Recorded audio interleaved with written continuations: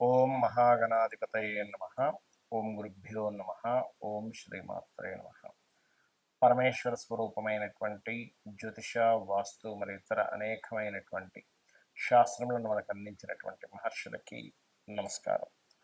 హయగ్రీవ హయగ్రీవ హయగ్రీవేతియోపధేత్తస్స నిస్సరతే వాణి జహ్నుగన్యా ప్రవాహవత్.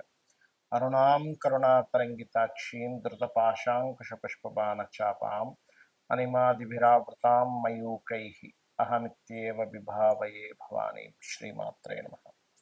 ప్రేక్షకులకి ఆ లలితాంబిక అమ్మవారి యొక్క అనుగ్రహం పరిపూర్ణంగా కలగాలని మనస్ఫూర్తిగా కోరుకుంటూ, మనం ఈరోజు చాలామంది ఈ కొత్త సంవత్సరం వస్తుంది, మాకు ఆదాయ వ్యయాలు ఇలా ఉంది, లేకపోతే మాకు ఏలినాటి శని జరుగుతుంది, అర్ధాష్టమి శని నడుస్తుంది, అష్టమి శని రాబోతుందని భయపడుతున్నారు. అయితే మీకు ఆంగ్ల సంవత్సరం మారినా లేనట్లయితే ఉగాదికి మన ఇప్పుడు రాబోయేటువంటి శ్రీ విశ్వవసునామ సంవత్సరం వస్తున్న, గతంలో వచ్చినటువంటి క్రోధినామ సంవత్సరం వచ్చిన, మొట్టమొదటిగా మీరు అర్థం చేసుకోవాల్సింది ఏంటంటే, గ్రహాలు మారినప్పుడు దాని యొక్క ప్రభావం కొంత ఉంటుంది, ఉండదని కాదు.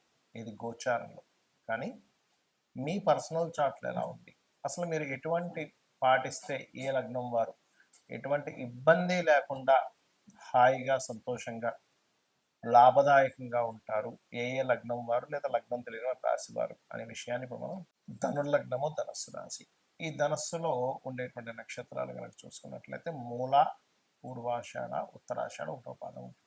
అయితే ఎవరు ఏ ధ్యానం చేసుకోవాలనేటువంటి విషయాలు చెప్తుంది నేనైనప్పటికీ కూడా చెప్పిస్తుంది సాక్షాత్ లలిత అమ్మవారిగా భావిస్తూ, ముఖ్యంగా మూలా నక్షత్రం వారు గణపతిని ఎంత ధ్యానం చేసుకుంటే అంత మంచిది. ఓం ఘం గణాధిపతయే నమః అనే నామస్మరణ చక్కటి ఫలితాలు ఇస్తుంది. అలాగే పూర్వాషాఢ, ఉత్తరాషాఢ నక్షత్రాలు ఉంటాయి. పూర్వాషాఢ నక్షత్రం వారు అమ్మవారిని అందులో ప్రధానంగా ఓం శ్రీమాత్రే నమః అనే నామస్మరణ. ఎందుకంటే వీళ్ళకి శుక్రుడు ధనుస్సు లగ్నం వారికి శుక్రదశ, శుక్రుడు పూర్వజన్మ కర్మని యాక్టివ్ చేసేటువంటి దశలు ఇవన్నీ కూడా శుక్రదశలు. అందుకని శుక్ర మహాదశ జరుగుతున్నట్లయితే ధనుర్లగ్నం వారు మరింత ఎక్కువగా చేసుకోవాలి అమ్మవారి ఆరాధన. అదేవిధంగా ఉత్తరాషాఢ నక్షత్రం వారు మీరు సూర్యుడి ధ్యానం చేసుకుంటూ సూర్యుడికి కొంచెం అరగబాదిన గంధం కొద్దిగా వేసి ఆ నీటితో గనక అర్ఘ్యం వదిలినట్లయితే చాలా చక్కటి ఫలితాలు వస్తాయి. అలాగే మీకు చాలామంది టెన్షన్ పడుతుంది ఏంటంటే, అమ్మో అర్ధాష్టమి శని వస్తుంది అంటారు. నేను ఒకటే చెప్తాను, అర్ధాష్టమి శని, అష్టమి శని, ఏలినాటి శని ఏది వచ్చినా కూడా మీరు చేసేటువంటి కొన్ని విధానాలు ఏవైతే ఉంటే వాటి వల్ల ప్రభావం పడదు. ఒకటే సీఎంలు, పిఎంలు అయినవి కూడా ఏలినాటి శని, అర్ధాష్టమి శని, అష్టమి శనిలో నేను చెప్పాను చాలాసార్లు నేను. కాబట్టి టెన్షన్ పడకండి. కాకపోతే మీరు కాస్త ఏదైనా కన్స్ట్రక్షన్ చేసేటప్పుడు, ఏదైనా ఒక ప్రారంభించేటప్పుడు ఎస్టిమేషన్ కరెక్ట్గా వేసుకోండి. 4లో శని ఉన్నప్పుడు ఏమవుతుందంటే, కొన్ని నిర్మాణాలు అనుకుంటాం, అవి సరైన సమయానికి అవ్వవు. ఇది ప్రధానంగా గుర్తుపెట్టుకోండి. ఇక రెండవ విషయం ఏంటంటే, ఇక్కడ దశమంలో ఉండే కేతు మారడం వల్ల ఉద్యోగ అవకాశాలు కూడా చక్కగా పెరుగుతాయి. దానికి ఏం టెన్షన్ లేదు. సప్తమంలోకి గురువు వెళ్తున్నందుకు గతంలో ఎప్పటి నుంచో మీరు వివాహ సంబంధించినటువంటి విషయాలు ఏవైతే అవ్వట్లేదని టెన్షన్ పడుతున్నారో అవి కాస్త ముందుకు కదులుతాయి సప్తమంలో గురువు ఉన్నందుకు. ఇక మీరు నిత్యము చేయవలసిన దేవతారాధన నరసింహస్వామి యొక్క ఆరాధన చేయండి, అనే విధానం బాగుంటుంది. ఏ లగ్నం వాళ్ళైనా, ఏ రాశి వారైనా సరే ఈ కొత్త సంవత్సరంలో బాగా కలిసి రావాలంటే కొన్ని సూత్రాలు పాటించండి. మీకు ప్రతిసారి ఎదురు చూస్తూ ఉంటారు, ఈ సంవత్సరం నుంచి బాగుంటుందేమో, ఇంకో సంవత్సరం నుంచి బాగుంటుందేమో, ఇప్పటికైనా నా కష్టాలు పోతాయేమో ఎదురు చూడటం కాదు, కొన్ని పాటిస్తే ఖచ్చితంగా క్లియర్ అవుతాయి. ఏమిటవి అంటే, ఒకటి, ఈ గ్రహాల యొక్క ప్రభావం అంతా కూడా మన కర్మని ఆధారం చేసుకుని ప్రభావితం, అంటే అవి ప్రభావం చూపిస్తూ ఉంటాయి.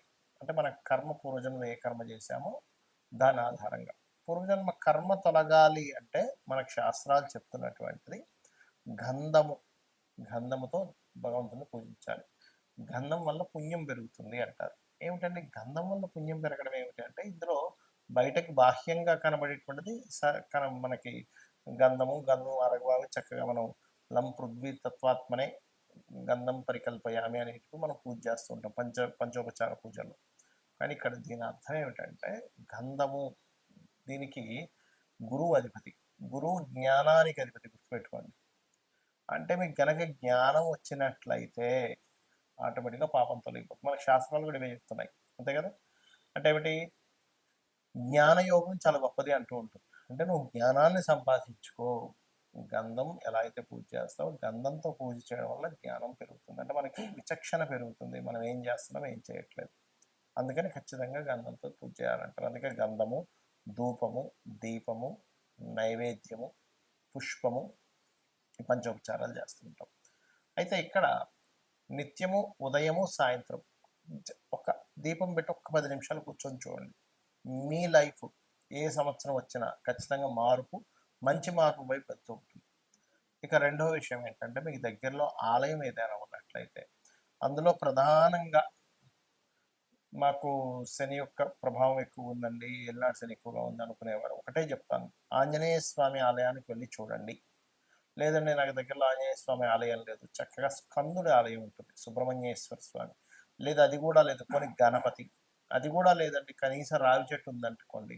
ఎందుకంటే రావి చెట్టుకి శాస్త్రాల్లో కర్మ విపాకం లాంటి గ్రంథముల్లో చెప్పినటువంటిది ఏమిటి అంటే, చాలా స్పష్టంగా అందులో బ్రహ్మ విష్ణు శివాత్మకమైనటువంటిది అని చెప్పడం జరిగింది. కాబట్టి రావి చెట్టు చుట్టూ చక్కగా ప్రదక్షిణం చేయండి. రావి చెట్టు వేప చెట్టు కలిసినదైనా పర్వాలేదు, లేదా నరసింహస్వామి ఆలయం అయినా పర్లేదు, లేదా అమ్మవారి ఆలయం. ఎందుకంటే ఒకే పరమాత్మ ఇన్ని రూపాల్లో ఉన్నాడు, గుర్తుపెట్టుకోండి. అయితే మరి ఇవే ఎందుకు చెప్పారండి, ఇంకా వేరేవి కూడా చెప్పొచ్చు కదా, ఇంకా చాలా ఉన్నాయి కదా అంటే, శని యొక్క ప్రభావాన్ని, మీ కర్మ యొక్క ప్రభావాన్ని తగ్గించేటువంటిది వీటికి ఉంటుంది. ఎందుకు అంటే ఈ దేవతా ఆరాధనకి ఉష్ణ సంబంధించినటువంటి, ఫైరీ రిలేటెడ్ సంబంధించినటువంటి ఇప్పుడు ఆ తత్వం ఉంటుంది. ఇప్పుడు శని భగవానుడి యొక్క ప్రభావం ఉంది అనుకోండి ఉదాహరణకి, దాని గురించి టెన్షన్ పడకండి, చెప్తున్నాను నేను ఉదాహరణ. అది కోల్డ్, మీరు గమనించండి, ఎవరికైనా జన్మజాతకంలో శని ప్రభావం వారి మీద ఉందనుకోండి, వాళ్ళకి జలుబు చేయడం ఎక్కువగా, లేదా బద్ధకము, నీరసము, ఇవి ఎక్కువగా ఉంటుంటాయి కామన్గా. సరే తర్వాత చేద్దాం, పోస్ట్ పోన్ చేయడం, ఇది కోల్డ్ రిలేటెడ్ సంబంధించింది, ఇది హీట్ రిలేటెడ్ సంబంధించింది. హీట్ ఎక్కడైతే ఉంటుందో కోల్డ్ రిలేటెడ్ తగ్గుతుంది. అలాంటప్పుడు అందుకే ఏం చెప్తారు, ఎక్సర్సైజ్ చేయండి, వాకింగ్ చేయండి, ఏదైనా గేమ్స్ ఆడండి, ఇవన్నీ చెప్తూ ఉంటారు. ఎందుకు అంటే దాని ప్రభావం పోవాలి, మార్స్ రిలేటెడ్ ఎనర్జీ పెరగాలి అనేటువంటి భావంతో. సో ఏదైనా ఆలయానికి వెళ్ళడం, గోశాలకు వెళ్ళి గోవులకి ఏదైనా తినిపించడము, ఏదైనా ఆలయంలో సేవాది కార్యక్రమాలు జరుగుతుంటే అక్కడికి వెళ్ళి మీ సేవ ఏదైనా చేయడం. ప్రత్యేకంగా ఇప్పుడు మనకి ఈ ఎండాకాలంలో చలివేంద్రాలు అవి పెడుతూ ఉంటారు, లేకపోతే ఒక చిన్న కుండ ఒకటి పెట్టుకొని ఒక నీళ్ళు కావాలంటే కూడా ఇస్తూ ఉంటే కూడా పితృదేవతల యొక్క అనుగ్రహం కూడా కలుగుతుంది. పక్షులకి నీళ్ళని పెట్టడం, ఇవి చేశారంటే 100% మీది ఏ రాసైనా, ఏ లగ్నమైన, ఏ నక్షత్రమైనా ఖచ్చితంగా మంచి ఫలితాలు మీరు పొంది తీరుతారు. శ్రీమాత్రే నమః.